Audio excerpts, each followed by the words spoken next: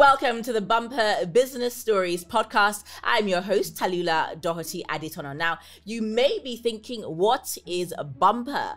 Bumpa is an e-commerce solution. Think of it as your e-commerce best friend that gives you everything you need to grow, manage, and track your sales online and offline, from a website to analytics to inventory tracking and a whole lot more. Check them out at www.getbumpa.com. We have an amazing guest here with us today. She is Miracle Sambo, and she is the CEO of MTL Hair and Wig Care. And the aim of the company is to provide affordable hair care options for women globally, all over the world. So you know that she's doing it big, big, big. Miracle, thank you for joining us on Bumpa Business Stories. So let's start at the very beginning. What sparked your love for hair care, revamping, and what made you want to go into this line of business? Okay, so I had the inspiration when I was little. I would say, I can't really say the age, but my aunt actually, she owns so many. I also wanted to be like her. She doesn't sell though, but she has a really nice collection of wigs. And I knew that if I want to be something like that, I personally, even in school, if I want to be part of something, I want to have an impact in it. So I just loved hair. I loved looking at people with nice hair. I love creating new designs with hair, and I knew that a lot of people around would want to, they have wigs at home that they want to make look good. And the thing about wigs is that you can own a piece and change up the style like much later, like to switch it up. Most people don't know this, most people do, but my job here is to make you know that if you have a wig at home, you have a bundles, whatever at home, you can switch it up, make it look good. That's my job here. And what inspired me to do this was that from a very young age, I loved hair. I loved everything related to it. I really wanted to do something about it. So I knew that I just have to do something. I just have to find a way to just, about it. To make your dream come true, essentially. I love that. And I want to talk a bit more about your startup phase, because there's a lot of people watching and listening to this podcast who I'm sure want to get into the world of hair. It's very glamorous, but the main challenge is often the funding, right? So how are you able to get the funding in order to grow and scale your business? Well, for someone starting with very little or no capital, I would advise you to do drop shipping. Now, you can drop ship almost everything and anything, and that is hair included. Just make sure you do your research, have a good vendor. It could be nationally, like within Nigeria or whatever country you are, or it could be overseas, like buying from maybe Vietnam, Chinese, or that country, Indian. But for me, I did my research on where to get these wigs. At first, I wanted to buy from China, Indian, and stuff, but I knew that it was expensive. Logistics wise, bringing it to Nigeria is actually the issue here. And also with our dollar rates, you have to have a really good capital, and I didn't have as much, but I really wanted to do this, so I knew that I had to drop ship. And what I did was that I found a vendor in Trade Fair. It's a market in Nigeria. You can get almost everything, and they really have good vendors that sell good wigs and bundles. So what I did was that I just went online. I went on Instagram actually. I found some vendors, used the location to find them, talk to them on WhatsApp, try to build a bond, because you have to build a bond so they can give you the best things. We all know that people can be a bit funny. They could tend to make life frustrating for you. Like it will come with hair. Hair now, you can decide to buy something really good and they send you something bad, but just try to build a bond with them, because we all know that people you love, people who love you, would tend to do something good for you. So I try to build a bond with them, find one that was within my budget as well. I sell wigs that almost everybody can afford.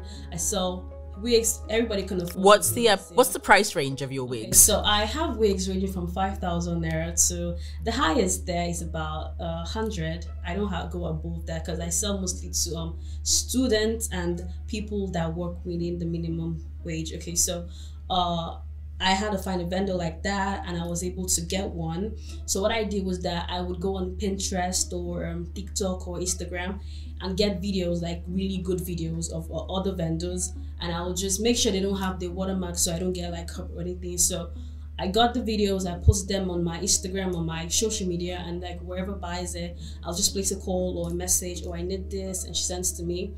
And that was how I basically started without spending too much. But the only thing I did was that the only place I would say I spend money a bit is just your advertisement, because you have to pay for advertisement and your packaging. I started with really plain packaging, just a normal nylon bag, and just, you know, just something little. And that's just the only place I would say I really spent money. Okay, so when you're talking about advertising, do you mean Instagram and Facebook ads, or what ways of advertising were you able to so I make got use to of? know about Instagram ads when I was ready into the business, so I didn't really start with Instagram ads, which I wish I did, but I did mostly of this WhatsApp influencers. There's a thing they do, like you pay them and they like post ads for you. It was really productive at some point, but it's not really the best option because people will text you just to keep you on contact list and they won't really buy or like show interest. So if you want to start out, I just believe you should use like Google ads, Instagram ads. Those are more profitable and they tend to drive in more customers that are really interested in what you sell or what you provide. Fantastic, fantastic. So let's now talk about, you know, e-commerce and selling online, because I think sometimes there is a perception that, oh, Nigerians don't like to buy on the websites and things like that. They'd rather just buy via WhatsApp after making inquiries or via Instagram DM. So I want to get your opinion on that, and I want to find out through the lens of your business, how have you been able to encourage people to, you know, buy online, therefore making your life easier as a business owner? So what I do is that we all know Nigerians don't really like buying stuff like on the website. They feel like it's stress, but in reality it's not. It's like the most easiest option. So what I do is that if you shop on my website, you have like 1,000 naira off. So that tends to drive people to the website because everybody wants to save money in any way they can. So I just do like a discount when you check out, or you can actually get 1,000 off when you order from my website. So when they like ask for, and what I do is when they ask, oh, do you have this? I just send them a link of the product on the website. So you click it there and I tell you, oh, you can get 1,000 off when you check out. So that's helping you as well. And most times, a lot of times actually, that makes them actually buy from the website. That's a nice tip, actually. I feel like that's a secret that you shared with us today. Oh, amazing, amazing. And let's talk about, you know, the emotional side of being a business owner. It can come with a lot of ups, a lot of downs, highs and lows. How have you been able to sort of manage your emotions and stay upbeat sort of within, you know, the business environment? Okay, so all through the time, even till now, it has been a really, really challenging part for me. I have, since a lot of things, and Nigerians would say I have seen shege, and how it started, one I can really remember is when I did a sale. So someone told me, oh, a fellow vendor, hair vendor, she was like, oh, do sales. If you do sales, you're gonna get customers. I was like, okay, fine, let me do a sale. I did a sale. And then I wasn't prepared because I was like, oh, I'm just starting, I'm not gonna get customers. So I wasn't prepared for the number of customers I actually got. So when I got them, I was overwhelmed. You know, having good things happen to you sometimes can be really overwhelming. So I didn't know how to manage that crowd. I remember I just broke down. I'm like, how do I deliver? I don't have anything. Like, how do I send these people? I have to send it like, you have a specific day. If it passes like a week, most people don't like your orders leaving like a week later. It has to be within like 3-5 days. So I had to make sure. And then I didn't know the exact how to maneuver all these things like now I do. So it was really like overwhelming for me, getting like and also compared to transportation as well. I knew that fine, if I have the customers I sell to them during the sale, how do I send to them? I use GIGL, outer Lagos, but within Lagos, we all know that Lagos dispatch riders have a thing. It's so frustrating. Oh, they're so frustrating. Now, compared to me starting back then, I didn't know how to deal with it. He was always delaying my orders. He wouldn't bring more stuffs to me. It was really crazy. It was too much. At some point, I had to like back down a little because like I said, the orders were much. I thought it was. How many is much? Give us an idea of the numbers. Okay. It wasn't, well, you wouldn't say much, but for me, it was much. I got about 50 to 80 for a start. That's a lot. That is much. Yeah, and then I'm like, some people will be like, oh, it's not much, but trust me, it was much. Like you don't want to mix up the orders. You don't want to send someone what they didn't get. So you want to make sure that you're up to date with everything. And then I'm the only one doing this. I'm the one posting, I'm the one making videos, I'm the one sending the items out, receiving the items as well. So it was much. It sounds overwhelming just listening to you talk about it. Again, when I got 1, 2 order, I'm like, okay, fine, I can do this. It goes to 10, 20. I'm like, oh, what do I have to do? It was overwhelming. So for a start, I've actually advised you to make sure you have plans. Make sure you have plans for all this. Even though if you don't have like the orders at once, have plans for it, because things happen and you may not be overwhelmed. And when you're like confused, you tend to make like heavy mistakes like I did sometimes. At a point, I mixed up some orders, and thankfully the way I was able to talk to my customers, they didn't get all crazy because one threatened to like, drag me. I'm like, I had to make sure that I was able to talk to her and make her understand it, because I know I would have avoided this if I had plans, if I really had plans on how to maneuver things like this. Or maybe if you even had more help. Yeah. Like if you had somebody in charge of customer service, somebody in charge of packing. But then the thing is, I guess when you're just starting out, it's not so practical to hire a lot of people because you're really just going with the business. You feel you can do it as well. Yeah, and you can if you just, have a good plan and backup plans. You definitely can. Oh. So how is it now? Do you have more of a structure in place now where you have more people working with you? Or do you still prefer to do it mainly by yourself? Well, now I don't do it mainly myself. I have more help now. I have help in the logistics. I have help with posting, posting on social media. I also have help with how I basically just packaging, because right now my sister and other friends help me when I have so many orders. Okay. I'm able to maneuver my way, and also I now have a better plan in times like that. When I have problems, I know how to solve them or resolve this problem. So yeah, now it's much better than before. Much easier. Thank you. Miracle, can you share any sacrifices you've had to make in order to ensure the success of your business, and what emotional toll did that have on you? Because I think as business owners, oftentimes people don't see the emotions that we go through, the stress, all of that. Tell me. Okay. I remember a particular time, it was December 2022. Yeah, so I also did the December sale, and I felt sick during that time, so it made me a bit slow. So now, cause I had to make sure I delivered hair to people before the 25th, which was Christmas, and also I remember when I went to get my items, my wigs and everything from my supplier, coming back, most vendors will just tell the customer, you know what, I'll do the next day, I'll do it whenever. But I took the pain. I delivered to the customers. I went to the mainland. On the same day, I went to the mainland. I went to Victoria Island here. I went to Ajar, into places that I have never been before. Most people won't do this, but I'm like, I really want you to get your item ASAP. Though you paid late, they paid people paid on the 24th and stuff. Even though people love last minute rush, don't they? I don't know why either. Even I said I was gonna go on a break, close for the holidays, but people were like, please, can you just help me? It's just one hair, it's just this. I'm like, okay, fine. I can just try my best to do something for you. So I'm like, I know they know that they paid late, and I can say I'm gonna deliver it to you when I resume. That was January, but I'm like, I know you really need this item, so you know what, the least I could do is just help you. I know delivery person was willing to work at that time. This was 24 Christmas Eve and Christmas, so I just had to first myself. I was sick as well. I'm recovering, had to make sure I delivered to the people, and they were all happy. And I'm like, you know, when you have a business, your customers are more like your friends. They are like people that help you. So the least you could do is just help them. So I'm like, if I do this and you're happy, I'm happy as well. So that's cool.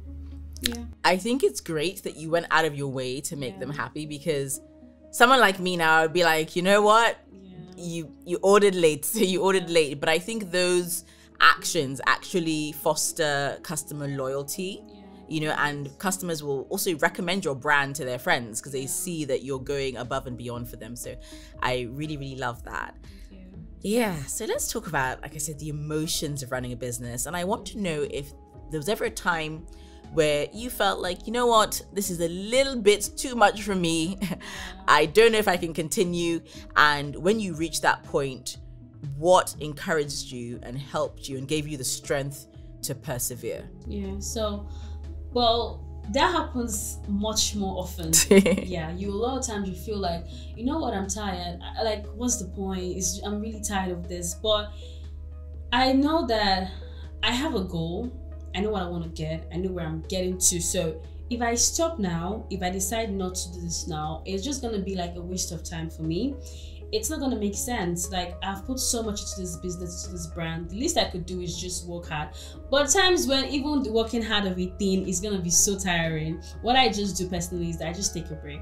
I just like, okay, you know what? Just send a message to my customers. We're going on a break for like 2 weeks or a month or whatever. I'm going to come back better. But for now, break for like due to some personal reasons or whatever, I want to come back. So during that time, I just try to like sit back, you know, take care of myself, try to prepare myself for whatever is going to come up again.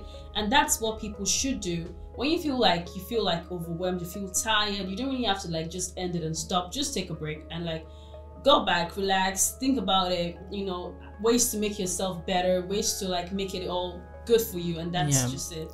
You know what, I think it's very courageous that you mentioned take a break, because oftentimes there's that fear that a lot of business owners have, that if they take a break, their customers will go and find another vendor to patronize, or, you know, things just won't be the same when they come back. Their business will slow down, and there's so many worries around taking a break. So I agree with you that it's essential, but I also know that people are a bit afraid to do that. Yeah, well, taking a break doesn't mean you're not working. Okay, you can take a break, but still keep on posting certain things, make them know you're active, right? What I did then was that, okay, I'm on a break, but I still post week tips, how to take care of your hair. Still make sure my Instagram or my socials are like active, because that would make them know, okay, fine, maybe she's not receiving orders for now, but she's still active. Going like completely blank and not doing anything will make, obviously they're gonna feel like, okay, fine, she's not doing anymore, I can move on and go to another person. So what I'm taking a break as well, it's good, but just make sure that you're filling the gap in a way, making them feel like you're still there, like you're still active. Okay, I understand. Yeah, that your business is still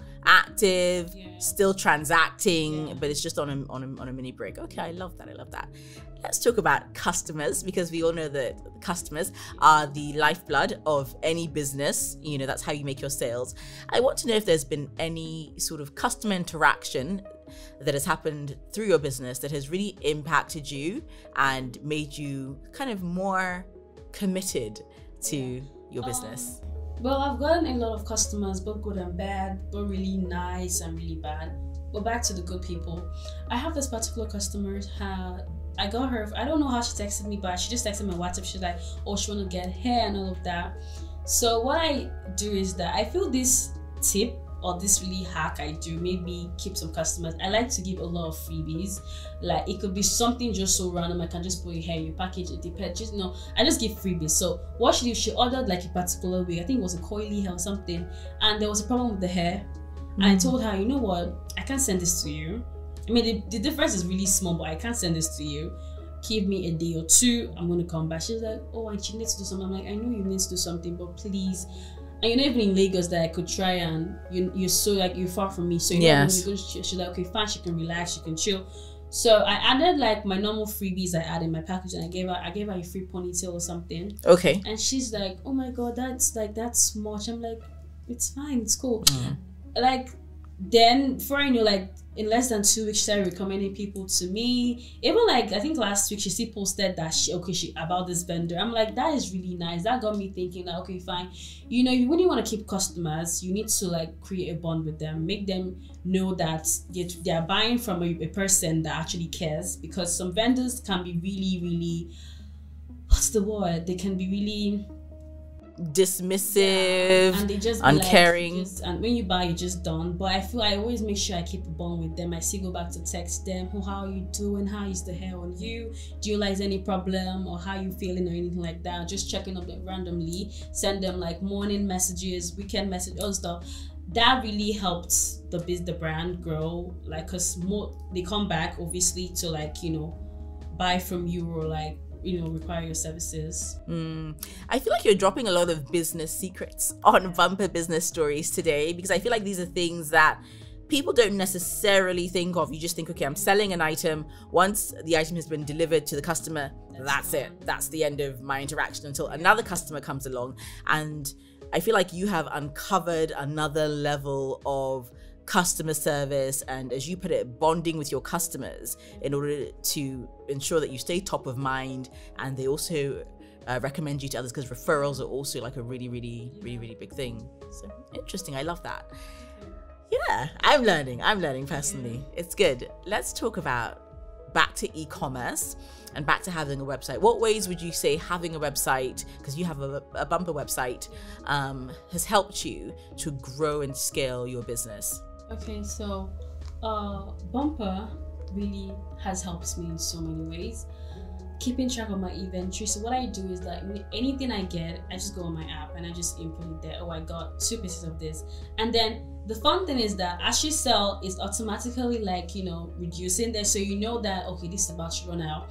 And they like, when they help me with keeping customers, I can just go back and just scroll through, and I see, okay, I've sold this person before, or this person has bought from me before, and I can go back to them, send them messages, like, you know, group messages, and they receive it at once. Like I use that to also send like campaign messages, like some sale, I just send it to the number, because like you can input numbers in it, and then like input phone numbers, yeah, and emails or whatever, and I can do like email advertising and all of that. And so like bulk messaging. Yes. So you can send to, let's say, 50 of your customers the same message just at once from the app. Yeah, from the app. And then like I'm so about the payment gateway, because it's so safe and it's so good, because my customers, not my customers really, people are skeptical about paying things online with their cards, but now I haven't really had a problem with someone say, oh, I got debited, or I haven't really had that before. And it's just like so easy, because they just go on the site, pick what they want, check out, and they're done. And like it gives them like a free invoice, and that's just really cool. And I'm just really so helpful, and I'm happy really that I met this app, and it has just been a lifesaver really. Like ultra, I've been using it like ever since I started. Yeah, I have been using that. Want to scale your business sales this year? Then get the #1 sales app for businesses today, Bumpa, and you'll never struggle with running, managing, closing, or tracking your sales ever again. It has all the powerful solutions your business needs to run sales easily. A fully functional website, business analytics, discounts and coupons creator, inventory tracking, and CRM tool for sending emails and SMS to your customers, all in one place. And here's a neat trick. You can connect your Instagram to your Bumpa app and start closing sales 2 times faster. And no, I'm not done. If you run a big business with staff, you can monitor their activities and delegate tasks to them, especially if you receive a lot of orders. You can also restrict their roles and what they see on your store. You can get started now with just 2,500 Naira for the Bumpa Starter Plan or 5,000 Naira for the Bumpa Pro Plan.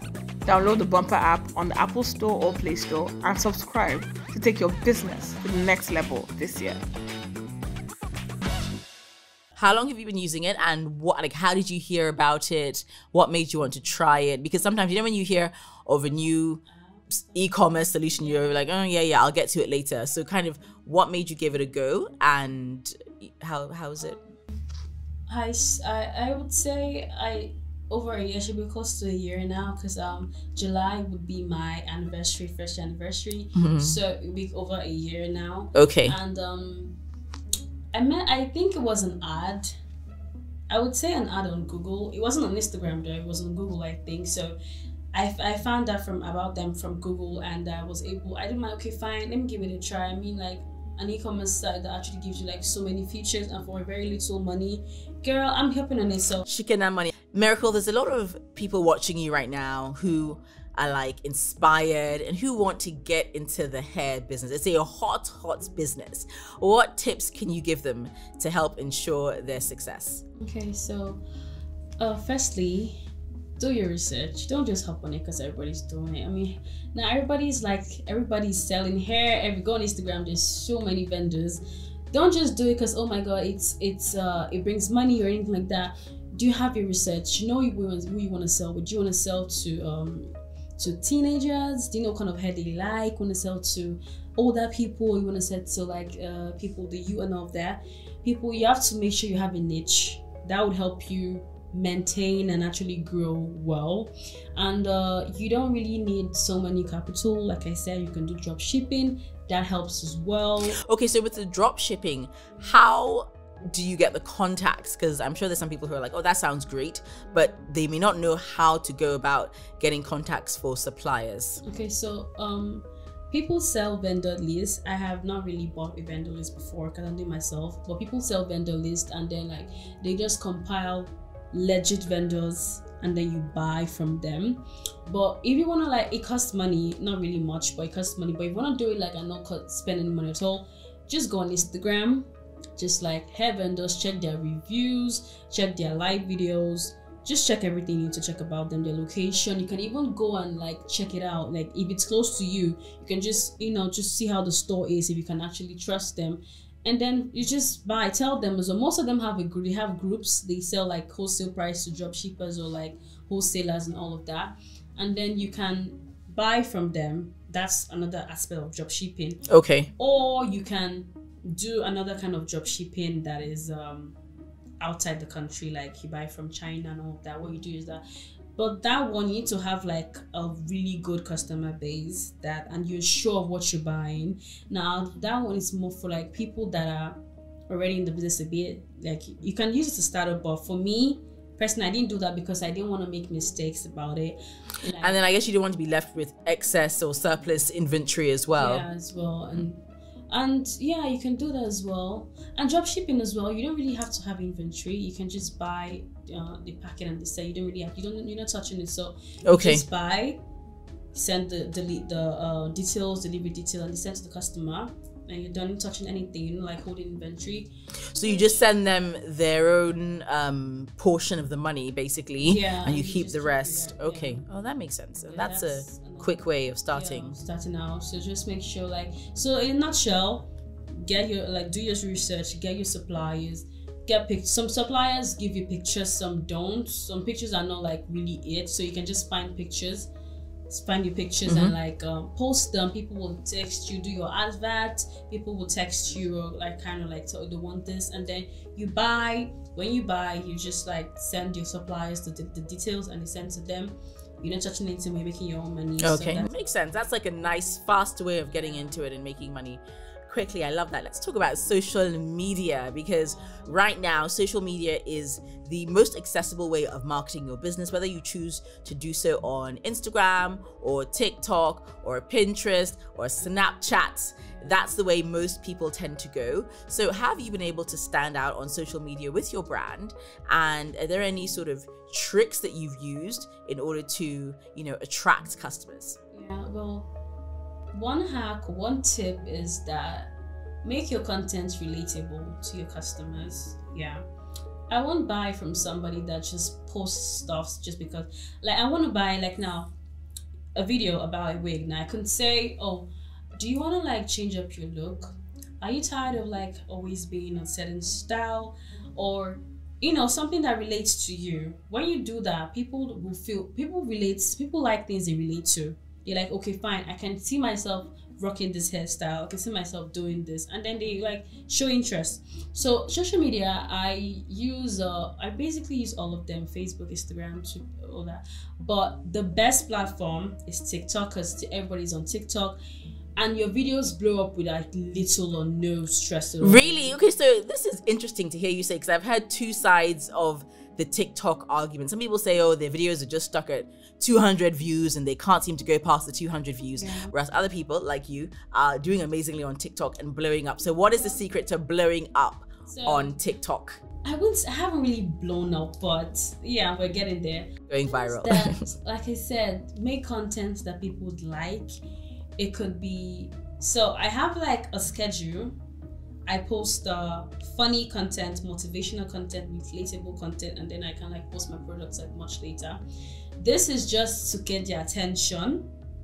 Now, people really want to, they don't want to know that you're selling something. That feels like you're like using them or something. They want to like, okay, I'm buying this because like, okay, I love the way this looks. It's something they want to do. Now, if you just keep on posting, you just post your products every time, I will feel bored out. I feel like, oh, this is boring. Give me something interesting. So what I do is that I just like hop on trends. There's some really good trends now that make your videos go viral, and you know, just do that. You post regularly so that you can hit it. Because if you don't post all the time, the algorithm will just leave you behind. So just post all the time, and yeah. Okay, so do you post yourself, or do you work with influencers in order to showcase the wigs? I just started that phase with like micro influencers now, like giving my hair to like little influencers, just doing a video of me, an unboxing video, a styling video. I just started that part, so I'm still like hitting it a little bit, but not before and now. I take videos of myself, I do videos with myself. Mostly my face is just all over the brand, but I'm trying to like put other people in it. That's why I'm trying to like get more influencers, micro influencers actually. Just give them your hair, your products, and they do videos for you, really nice videos. You tell them what you want, give them a contract agreement, and that's just it. Okay, amazing. That's a great tip, and I'm sure that many of us will make use of that. Now, let's talk about confidence. Do you feel that hair sort of boosts a woman's confidence, a woman's self-esteem, brings her out of herself? Because for me, I find hair very transformational. I feel like depending on your hair color, your hairstyle, it gives you just a different vibe. Yeah. What do you think? Well, hair right from time is just something that is just so top it in even a human being's appearance, right? Now, based on hair color also makes you look better. It changes your look. And wigs, yeah, there's a big difference. Someone that's just on cornrows, a normal random corner, someone that's on a really nice looking bob or a blonde cut or whatever, long hair, there's a difference. Yeah, you look transformed. Even though you've not made makeup or anything, when you get your hair done, you're looking good, definitely. I mean, look at you. Your hair is pretty. Yeah, there's definitely an extra bounce to your step. It makes you just confident. Like when you know that, okay, fine, I'm wearing something pretty, that's no way. You definitely have a boost of confidence. Even if you don't feel like, maybe you get your nails done, get your hair done, get your makeup done, automatically you just have that confidence boost in you. I agree. So everyone should come and purchase their wigs and their bundles. Fantastic. I feel like we've had such an interesting conversation, and I feel like you've really opened our eyes to a lot of different ways we can market our businesses and connect with customers. I love everything you said about treating the customer like a friend and going the extra mile to forge a connection, just in order to have that rapport and to grow and scale business. So let's get into the Bumper e-commerce trivia challenge. Now, Miracle, I'll be asking you, some questions about e-commerce to test your skill set and how knowledgeable you really are. Are you ready? Yes, I am. Let's go. Okay, so what does the acronym ROI stand for in e-commerce? A, return on investment. B, revenue on investment. C, return on inventory. Or D, retail operations and infrastructure. Oh. You only have 5 seconds. You only have 5 seconds to deliberate. So it's C. What is C? I think it's C. Return on inventory. I guess so. Is C your final answer? Oh my God, I'm scared. Oh yeah, I guess so. I think No. I lost it. You lost it. It's return on investment, ROI. ROI, don't worry. We still have 3 more questions. Okay. Okay, so which popular e-commerce platform is known for its simplicity and its user-friendly interface? A, Bumpa, no bias. B, Amazon. C, eBay. And D, Shopify. Well, the answer is Bumpa. Yay! You got that one right. So 1 out of 4. We're on a roll. Next up, what does B2C stand for in e-commerce? A, business to community. B, business to customer. C, buy to customer. Or D, bid to close. Buy to customer or business to customer. What's your final answer? I'm gonna go for What's your spirit telling you? it's telling me buy to customer. No, business to buy to customer. They all sound this. It sounds so right. Final answer, 2 seconds to go. Buy to customer. Well, I hope it's it. Oh, if only you stuck with your original answer. It's business to customer. So you're almost there. Almost. Okay, last question.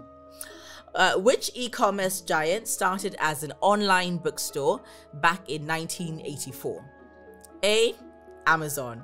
B, Alibaba. C, eBay. Or D, Walmart.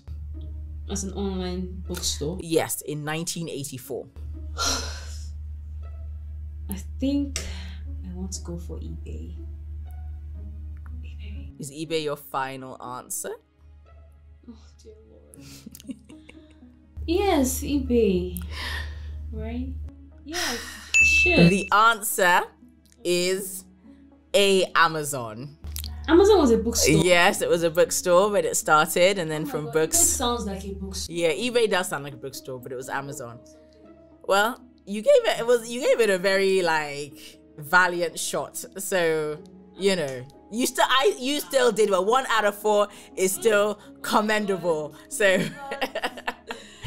Miracle, thank you so much for spending time with us today on Bumpa Business Stories. Thank you for spending the day with us and for being so open and generous about your business journey and also all those amazing tips.